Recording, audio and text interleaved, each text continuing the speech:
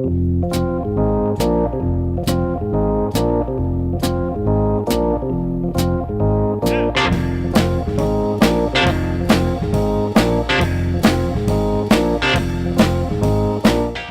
to the Two Blokes Chatting radio show on 94.7 The Pulse. Music, interviews, news, and, well, Two Blokes Chatting. Now, here are the two blokes. 'Cause I've been everywhere, man. I've been everywhere, man. Across the deserts bare, man. I've breathed the mountain air, man. I've travelled, I've had my share, man. I've been everywhere. Been to Tullamore, Seymour, Lismore, Mooloolaba, Nambour, Roochdore, Kilmore, Marillaba, Birdsville, Emmaville, Wallaville, Connemara, Connemara, Strathrown, Proserpine, Ulladulla, Darwin, Gingin, Lilliquin, Muckdilla, Wallumbilla, Bougainville, Cumberland, Ramakiller. I've been everywhere, man. I've been everywhere, man. What a great thrill it was to speak with Lucky Star just after 10 o'clock this morning. I've been everywhere. That's our herald for our regional roundup segment. And Robert, who have we got on the telephone today? We are going down to Warragul, and apparently the view out the kitchen window is the snow on the top of Mount Borbor. Laura Higgins from Warragul. Good morning and welcome to the Two Blokes Chatting radio show. Good morning, Robin Hill, and listeners. Both of them, and good morning to them all. Hey, I tell you what, Borbor, just like Wagga Wagga, so good you've got to name it twice.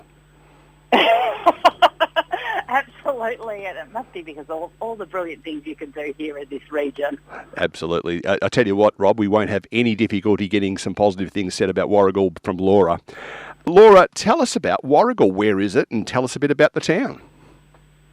Warragul is an hour 20 in the east direction of Melbourne in lovely Gippsland, and it's on the way through to Bensdale. Back in the day, 20 years ago, you used to be able to go through Warragul on the old Princess Highway, but now we've got a freeway that goes around us.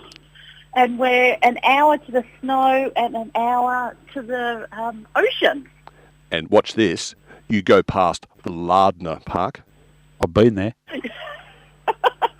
You must have been there for a festival or something. I've been there for an agricultural festival on 2 occasions.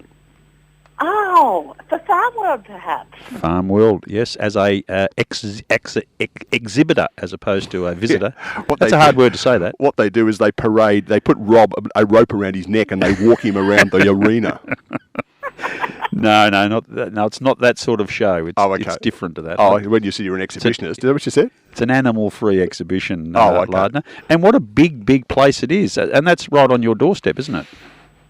It is, certainly, yes. And, the last couple of years they haven't had too many events happening out there, but this year it has certainly cranked back up, and Farm World was back on again this year for the first time in 2 years, and they're having lots of events during the year, and they've got some concerts coming up shortly as well. Vance Joy's playing out there, which will be a great day out. But that's in spring. Certainly not in winter, because it wouldn't be too pleasant out there today. On a sporting lean, that part of the world was a great supplier of players to the Footscray Football Club, but then Hawthorn sort of encroached out into that South Gippsland area. Is there any prominent, famous Warragul sports person that has a statue in the town of?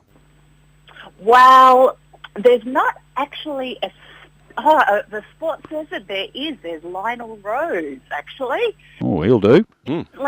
Instantly I thought of Gary Ablett, but he's actually from Droom. Yeah, he's a bit further up the road at Droom. We have a boxing fan sitting in the studio, and I was telling him about the great Lionel Rose, so that's home for Lionel. And who else? Got any AFL legends? Oh, my knowledge as far as AFL legends from Warragul is very limited, but and my mother is mad Geelong, and so all that she thinks of is Gary Ablett. Yeah, good on her. And good morning to your mum, and welcome to the cattery. And I don't need to you don't need to include the word mad in front of Geelong. That's a tautology. When you live in this town and you don't barrack for the aforementioned football club, you are very much looked upon as being unusual. Yes, I know. And look, she actually grew up in the Colac area, and then she moved down to Gippsland in her earlier years. So that's where she became a Geelong supporter and has stayed a Geelong supporter ever since, and has definitely influenced my children. Which is a major worry, I would have thought. Now, I would have thought that there wouldn't be a lot of dissimilarity between the weather in Colac and the weather in Warragul. We think of Gippsland and particularly South and West Gippsland as being a little bit soggy, but the trade-off on that, of course, it's always beautiful, green and lush. It absolutely is, and it's most of the year it's always green and lush, and I say that Warragul is sitting in amongst the rolling green hills of Gippsland, which is for the majority of the year. And this morning, it's almost a bit exciting because there is snow up on Mount Borbor, and having a look at it from a distance is lovely. Not sure about actually going up there and being in amongst it, but... Yeah, I used to live in Maui, and I use the term loosely. And you'd get up in the morning, and you'd go out, and you'd have a look at the snow. And I was actually convinced to go there once. Yeah, once. And I know it sounds obvious, but geez, it's cold up there. Maybe you didn't have all of the gear on. You need all of the gear and Shorts and t-shirt, I was all right. staying warm. Oh, No, I'm joking. went wrong. Laura, is Warragul a bit of a touristy base to spring up into the snowfields rather than go up and pay very expensive rates to stay up in chalets and like? Do people just do day trips from the Warragul region up to Borbor? Yeah, they certainly do, because we're only an hour away, and we've got lots of restaurants and cafes here in Warragul, and we're getting more and more hotels and lots of Airbnbs as well. So certainly people are basing themselves here, and we've got a growing town here in Warragul as well. It's where in that growth corridor from Melbourne, and people are really loving our area. And 50, 60 years ago, I would imagine the base industry around Warragul would have been the dairy industry, certainly agriculture, but mainly dairying. Is it still a big part of the agricultural setting around the town? Yeah, it certainly is, yes. Dairy is still the main industry around here, and we've got the, it's not Bonlac now, but it's another name. Fonterra? At the moment, but yes, factory out there in Darnham, which is only 5 minutes from Warragul.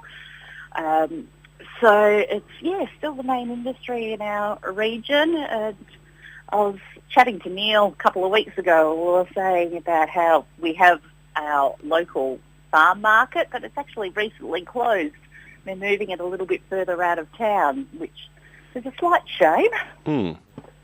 Yeah, and I think, that whole...